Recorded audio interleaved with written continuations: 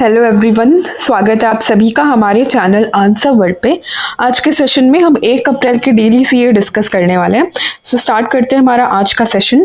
Question number 1, which organisations have signed a pact to digitally transform rural areas using Bharat net broadband? किस संगठन ने Bharat net broadband का उपयोग करके ग्रामीण क्षेत्रों को डिजिटल रूप से बदलने के लिए समझौता किया है? सो करेक्ट आंसर हो जाएगा हमारा option B, department of telecommunications and NABARD. Department of telecommunications के अंडर एक फंड है डिजिटल भारत निधि फंड, वो और नाबार्ड इन दोनों संस्थाओं ने मिल करके पैक्ट साइन किया है, मतलब कि मेमोरेंडम ऑफ अंडरस्टैंडिंग साइन किया है, जिससे कि वो क्या करेंगे, डिजिटली ट्रांसफॉर्म करेंगे हमारे रूरल एरियाज को। अब दो चीज़ें समझने के लिए, भारत नेट ब्रॉडबैंड क्या है और डिजिटल भारत निधि फंड क्या है। डिजिटल भारत निधि फंड हमारा क्रिएट किया गया था टेलीकम्युनिकेशंस एक्ट 2023 के तहत, मतलब 2023 में इस फंड को क्रिएट किया गया था। किस लिए इस फंड को बनाया गया था? ताकि हम इम्प्रूव कर सके टेलीकम्युनिकेशन सर्विसेज, जहाँ जहाँ पे भी कनेक्टिविटी नहीं है वहाँ पे हम कनेक्टिविटी पहुँचा सके। इसके लिए डिजिटल भारत निधि फंड को लॉन्च किया गया। भारत नेट ब्रॉडबैंड क्या है? भारत नेट ब्रॉडबैंड को अक्टूबर 2011 में लॉन्च किया गया था बाय मिनिस्ट्री ऑफ कम्युनिकेशंस। 2011 में भारत नेट ब्रॉडबैंड, इनका काम क्या है? ये एम करते हैं to provide high speed broadband connectivity to all gram panchayat. सभी के सभी ग्राम पंचायत पे हाई स्पीड कनेक्टिविटी का नेट हम प्रोवाइड कर सके, इसके लिए भारत नेट ब्रॉडबैंड को लॉन्च किया गया था अक्टूबर 2011 में। तो नाबार्ड और डिपार्टमेंट ऑफ टेलीकम्युनिकेशंस दोनों ने मिलकर के क्या किया है, साइन किया है MOU, जिससे कि वो रूरल एरियाज को ट्रांसफॉर्म करेंगे। किसके द्वारा? भारत नेट ब्रॉडबैंड के द्वारा। Next question, what is the maximum time limit set by IRDAI for approving cashless authorization request? Cashless प्राधिकरण अनुरोधों को मंजूरी देने के लिए IRDAI द्वारा निर्धारित अधिकतम समय सीमा क्या है? सो करेक्ट आंसर होगा हमारा ऑप्शन बी, 1 आवर। वैसे तो ये तुरंत देने का प्रावधान है कि आप तुरंत ही कैशलेस प्राधिकरण अनुरोधों को तुरंत मंजूरी दीजिए, लेकिन मैक्सिमम टाइम लिमिट क्या है? 1 आवर। IRDAI क्या है? Insurance regulatory and development authority of India. ठीक है। Next question, what is the maximum number of nominees a bank account holder can now have under the Banking Laws Amendment Bill 2024? Banking law amendment bill 2024 के तहत अब एक bank खाता धारक अधिकतम कितने नामांकित व्यक्ति जोड़ सकता है? पहले कितने नॉमिनीज हम रख सकते थे? पहले केवल एक नॉमिनी का प्रावधान था, और अब ये अमेंडमेंट बिल के द्वारा अब हम 4 नॉमिनीज रख सकते हैं अपने बैंक खाते में, मतलब एक बैंक खाते पे आप 4 नॉमिनीज डिक्लेयर कर सकते हो। Next question, the Sansad Bhashini initiative promotes which of the following aspects within parliament? संसद भाषिणी पहल संसद के भीतर निम्नलिखित में से किस पहलू को बढ़ावा देती है? नाम से आपको थोड़ा आइडिया लग सकता है कि संसद भाषिणी भाषा से रिलेटेड है, मल्टीलिंगुअल सपोर्ट प्रोवाइड करेगा। इसके थ्रू हम मल्टीलिंगुअल प्रोसीडिंग्स कर सकते हैं पार्लियामेंट के अंदर। इसी से रिलेटेड है हमारा ये। करेक्ट आंसर होगा option C, linguistic inclusivity and digital workflows. भाषाई समावेशिता और डिजिटल वर्कफ्लो को बढ़ाने के लिए संसद भाषिणी इनिशिएटिव को लॉन्च किया गया है पार्लियामेंट में। क्या एक AI बेस्ड डिजिटल इनिशिएटिव है, AI बेस्ड है हमारा संसद भाषिणी।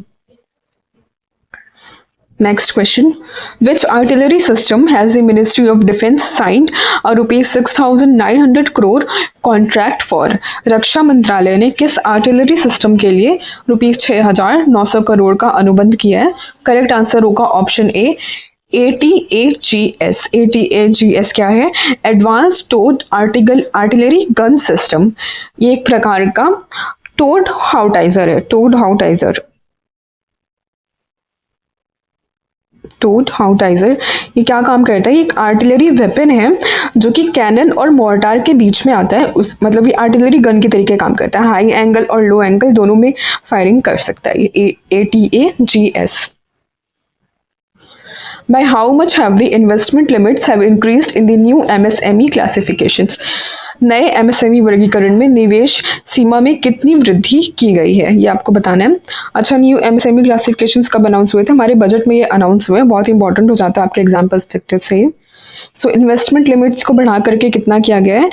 दे आर इंक्रीज बाई 2.5 टाइम्स, 2.5 गुना बढ़ाया गया आपका इन्वेस्टमेंट लिमिट और टर्नओवर लिमिट को दुगना कर दिया गया है, 2 इंटू कर दिया गया है टर्नओवर लिमिट और इन्वेस्टमेंट लिमिट 2.5 गुना। कब से इफेक्टिव होने वाला है? 1 अप्रैल 2050 से government of India amended the classification requirements for MSMEs, जिसमें कि इन्वेस्टमेंट और टर्नओवर लिमिट्स दोनों को बढ़ाया गया। इन्वेस्टमेंट लिमिट्स में 2.5 गुना इंक्रीज देखा गया है और टर्नओवर लिमिट्स में 2 गुना। ठीक है। MSME सेक्टर हमारा कौन से एक्ट के अंदर डिफाइन होता है? तो इसके लिए एक एक्ट है, micro small and medium enterprises development act 2006 का ये एक्ट है, जो कि 2 अक्टूबर 2006 को केम इनटू इफेक्ट हो गया था। उसके बाद से इन्होंने MSME सेक्टर को डिफाइन किया था। इन्वेस्टमेंट लिमिट हमने माइक्रो एंटरप्राइजेस के लिए 1 करोड़ से बढ़ा करके 2.5 करोड़ कर दी गई है। टर्नओवर लिमिट को दुगना किया गया, 5 करोड़ थी पहले, अब उसे बढ़ा करके 10 करोड़, किसके लिए? माइक्रो एंटरप्राइजेस के लिए। स्मॉल एंटरप्राइजेस के लिए इन्वेस्टमेंट लिमिट पहले 10 करोड़ हुआ करती थी, अब इसको बढ़ा करके 25 करोड़ किया गया है और टर्नओवर लिमिट को 50 करोड़ से 100 करोड़ कर दिया गया है। मीडियम एंटरप्राइजेस के लिए इन्वेस्टमेंट सीलिंग को इंक्रीज किया गया है 50 करोड़ से 125 करोड़ और टर्नओवर थ्रेशोल्ड को इंक्रीज किया गया है 250 करोड़ तक के लिए। ठीक है, ये आपके लिए इंपॉर्टेंट हो जाता है। याद रखिएगा कि माइक्रो एंटरप्राइजेस के लिए आपके लिए क्या रिक्वायरमेंट होनी चाहिए? इन्वेस्टमेंट लिमिट कितनी होनी चाहिए? 2.5 crore, turnover limit 10 crore. Small के लिए इन्वेस्टमेंट 10 करोड़ और टर्नओवर 100 करोड़।